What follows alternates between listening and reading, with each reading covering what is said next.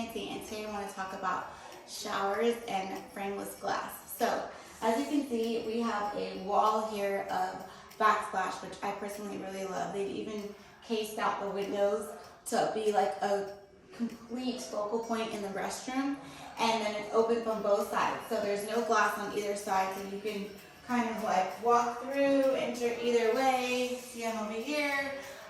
And what they've done is this is just one piece of glass, and the cool thing about it is that it looks like this is iron over the glass, but actually it's duct tape, and the duct tape is in between the pieces of glass, so it's like smooth, so I'm not actually like touching anything, but it looks completely like finished out and really custom, and I happen to love it. It's very modern, gives it a sleek look, and it's just a different way to fancify your restroom. And this way, there's, as you see, there's two shower heads, so this is like, makes this the art piece of your bathroom. So this is a way that you can do, I think this is actually probably cheaper than doing glass all the way around your shower, is just to have the one glass piece in front. And like I said, it looks super custom, the tub is in front, definitely a focal point in the restroom. And that's Fancy Fridays for today. I hope everyone is living just